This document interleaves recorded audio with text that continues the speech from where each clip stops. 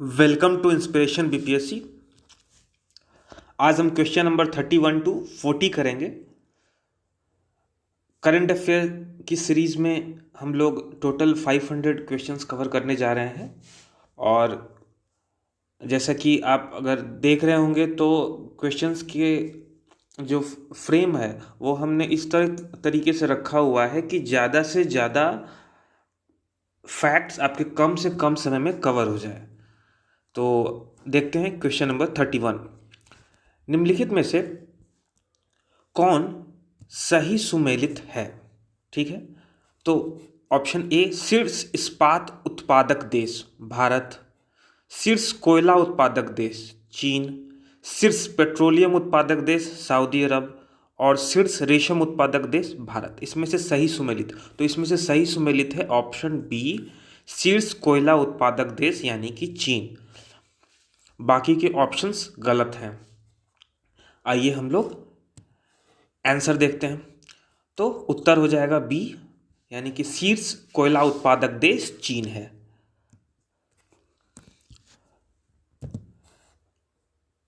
विश्व में शीर्ष इस्पात उत्पादक चीन और उसके बाद भारत है। ठीक है, तो स्टील जो है उसमें सबसे टॉप मोस्ट कंट्री है चीन और उसके बाद भारत है। नेक्स्ट पॉइंट है विश्व में शीर्ष कोयला उत्पादक चीन है, उसके बाद भारत है। इसमें भी सबसे पहले चीन तब भारत।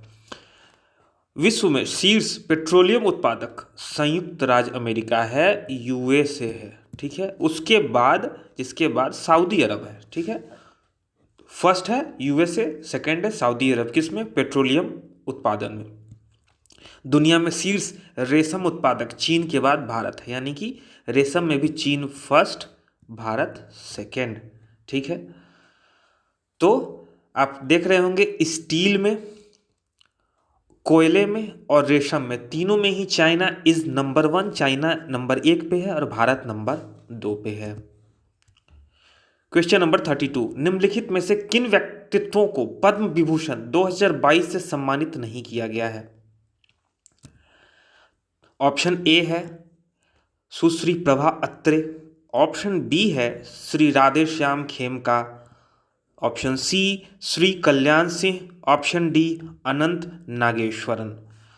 तो इसका सही उत्तर हो जाएगा अनंत नागेश्वरन। इनको पद्म विभूषण नहीं मिला है, बाकी तीनों को मिला है। ठीक है, तो अनंत नागेश्वरन जो हैं ये अभी नॉन नियुक्त यानी नई नियुक्ति इनकी हुई है चीफ इकोनॉमिक एडवाइजर, मुख्य आर्थिक सलाहकार के रूप में।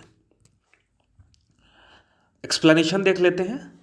तो 4 लोगों को मिला है पद्म विभूषण 2022। पद्म विभूषण जो है वो भारत रत्न के बाद दूसरा सबसे बड़ा सिविल अवार्ड है इंडिया में। ठीक है, उसकी पद्म विभूषण के बाद पद्म भूषण आता है, उसके बाद पद्म श्री आता है। ठीक है,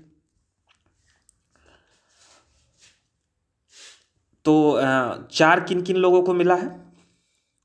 नंबर 1 सुश्री प्रभा अत्रे, ये इनको कला के क्षेत्र में मिला है और ये महाराष्ट्र से हैं।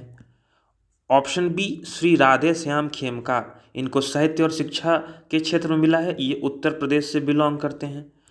Option C general Bipin Rawat, इनको सिविल सर्विस क्षेत्र में है, मिला है, उत्तराखंड से बिलोंग करते थे। Shri Kalyan Singh public affairs field में मिला है, ये भी उत्तर प्रदेश से बिलोंग करते थे। इन तीनों लोगों को मरणोपरांत मिला है। ठीक है, तो ये 4 नाम आप याद रखेंगे। क्वेश्चन नंबर 33, विश्व का सबसे बड़ा मरुस्थल है। आसान क्वेश्चन है, आपको पता होना चाहिए। तो विश्व का सबसे बड़ा मरुस्थल कौन सा है? विश्व का सबसे बड़ा मरुस्थल है सहारा। ठीक है, दुनिया के सबसे बड़े रेगिस्तान सहारा रेगिस्तान में हाल में ही बर्फबारी हुई है।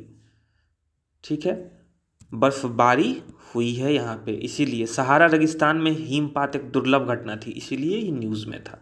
ठीक है, आइए हम लोग देख लेते हैं important desserts of the world, यानी महत्वपूर्ण मरुस्थल विश्व के कौन कौन से हैं। ठीक है, तो नॉर्थ अमेरिका में आप देख रहे हैं सोनोरन है, मोजाव है, च्युआन है। ठीक है, ग्रेट बेसिन और कोलोराडो प्लेट्यू भी है। यहाँ पे आप आर्कटिक डेजर्ट देख रहे हैं। साउथ अमेरिका में आटाकामा, पैटागोनियन। अफ्रीका में देखेंगे तो सबसे बड़ा जो है वो है सहारा डेजर्ट। ठीक है, साउथ और अफ्रीका के दक्षिणी भाग में आप देखेंगे तो नामीब और कालाहारी। ठीक है, फिर यहाँ पे अरबियन पेनिनसुला में अरबियन डेजर्ट है और इंडिया में थार डेजर्ट है। एशिया में देखेंगे तो गोबी डेजर्ट, टकलामकान, काराकुम, काइजलकुम। फिर ऑस्ट्रेलिया में देखेंगे तो तानामी, ग्रेट सैंडी, जिप्सन और ग्रेट विक्टोरिया। और नीचे में आप देख रहे होंगे अंटार्कटिक डेजर्ट। ठीक है, तो वीडियो पॉज करके एक बार आप इसको रिपीट कर लेंगे, रिवाइज कर लेंगे।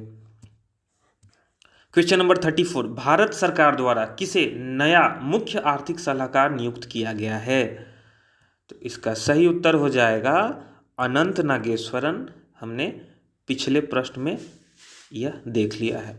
ठीक है, बाकी के लोग भी न्यूज़ में थे, उनको भी हम एक बार देख लेते हैं। ठीक है, तो भारत सरकार ने अनंत नागेश्वरन को नया मुख्य आर्थिक सलाहकार नियुक्त किया है।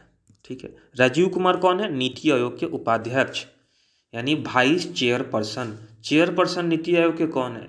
तो चेयरपर्सन हमेशा नीति आयोग के प्रधानमंत्री होते हैं यानी कि श्री नरेंद्र मोदी। अमिताभ कांत कौन है? ये नीति आयोग के सीईओ। और पंकज कुमार सिंह ये बीएसएफ के नवनियुक्त डीजी हैं। ठीक है, क्वेश्चन नंबर 35, सरकार ने 4 वर्षीय राष्ट्रीय मुद्रीकरण पाइपलाइन का अनावरण किया है। पाइपलाइन की अनुमानित कीमत क्या है? तो पाइपलाइन की अनुमानित कीमत है 6 लाख करोड़ रुपए। आइए इसका एक्सप्लेनेशन देख लेते हैं। तो केंद्र सरकार ने अनुमानित 6 लाख करोड़ रुपए की 4 वर्षीय राष्ट्रीय मुद्रीकरण पाइपलाइन का अनावरण किया है। ठीक है, इसका उद्देश्य क्या है? तो उद्देश्य है ब्राउनफील्ड परियोजनाओं में निजी क्षेत्र को शामिल करके, यानी कि ब्राउनफील्ड परियोजनाओं मतलब जो परियोजनाएं, जो प्रोजेक्ट्स पहले से बन चुके हैं।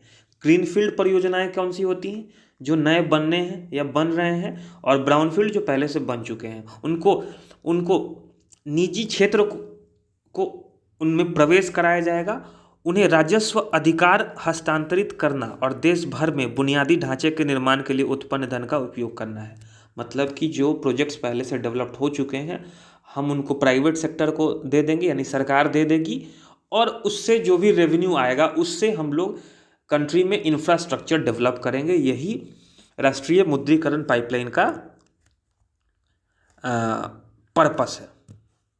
क्वेश्चन नंबर 36, हाल ही में किस राज्य में दुनिया के सबसे ऊंचे मूवी थिएटर का उद्घाटन किया गया?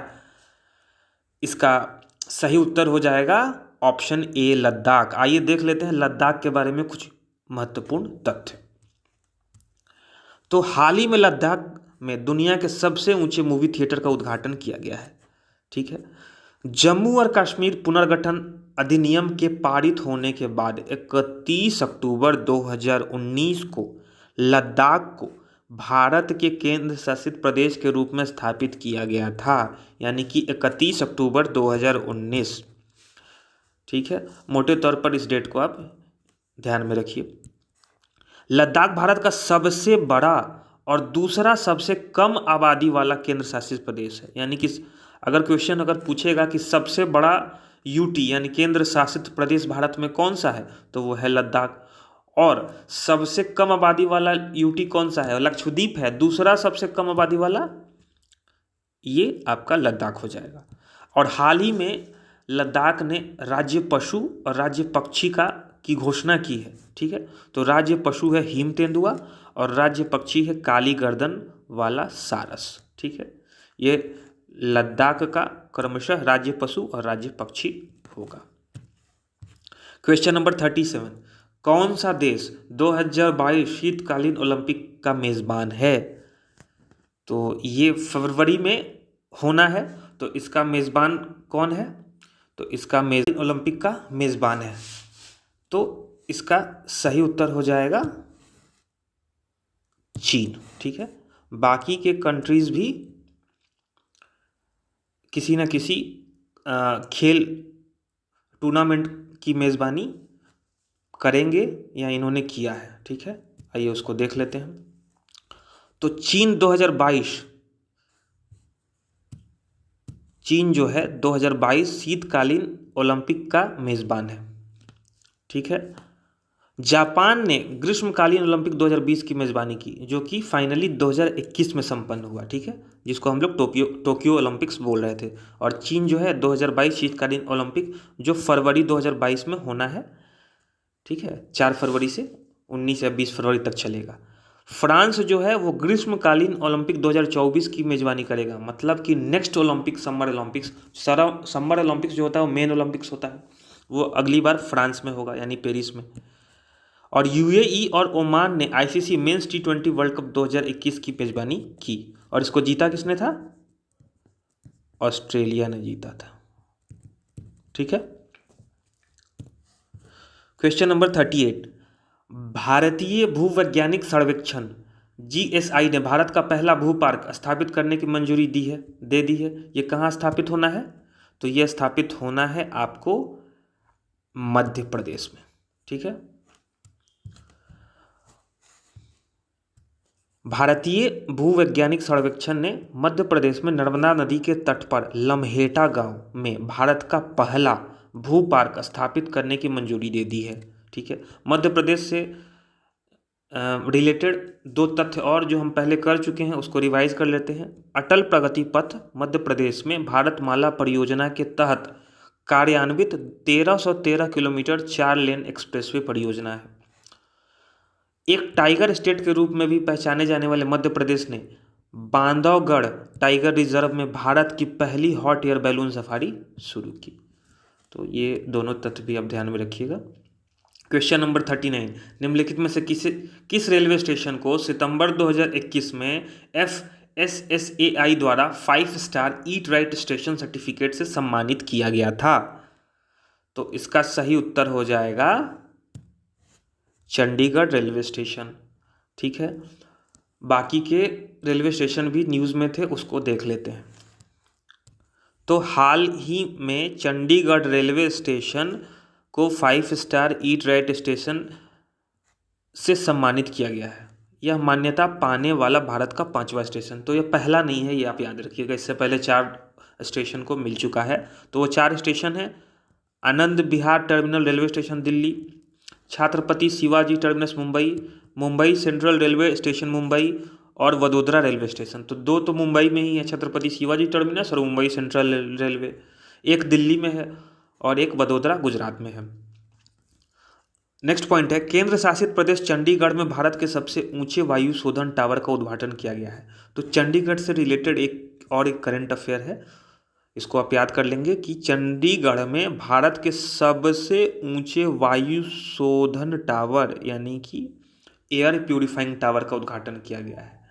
एक और न्यूज़ आपको याद होगा कि दिल्ली के कनॉट प्लेस में इंडिया का पहला स्मॉग टावर, ठीक है, स्मॉग टावर मतलब जो एयर पोल्यूशन है उसको वो खींच लेता है, वो स्थापित किया गया था। नेक्स्ट पॉइंट है, 17 जनवरी 2022 को पहली मालगाड़ी मणिपुर के रानी गैदलिन्यू स्टेशन पर पहुंची। ठीक है, ये 75 साल बाद मणिपुर में प्रवेश करने वाली यह पहली मालगाड़ी है, इसलिए यह स्टेशन भी न्यूज़ में था। भोपाल के हबीबगंज रेलवे स्टेशन का नाम बदलकर रानी कमलापति स्टेशन कर दिया गया है।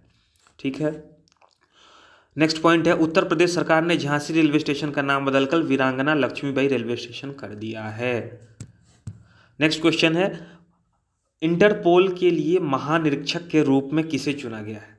ठीक है, महानिरीक्षक के रूप में किसे चुना गया है या इसके अध्यक्ष के रूप में किसे चुना गया है? तो इसका सही उत्तर हो जाएगा अहमद नसर अल रईसी। ठीक है, तो बाकी के लोग भी न्यूज़ में थे, उनको हम देख लेते हैं।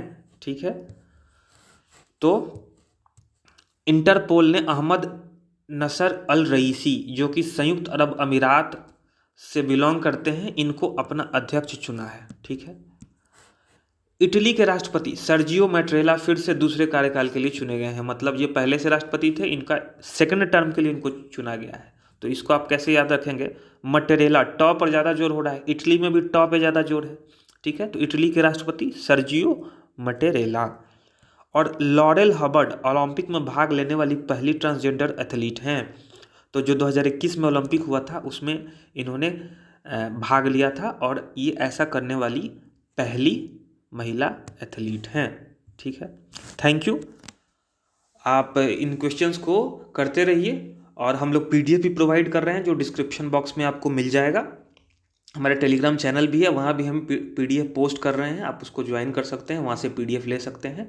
आप एक बार वीडियो देखिए, उसके बाद पीडीएफ से रिवाइज कीजिए, 2 बार रिवाइज कीजिए। और मेरा ये सजेशन है आपसे, आप बहुत सारे चैनल्स या बहुत सारे सोर्सेज को फॉलो मत कीजिए, समय बहुत कम है।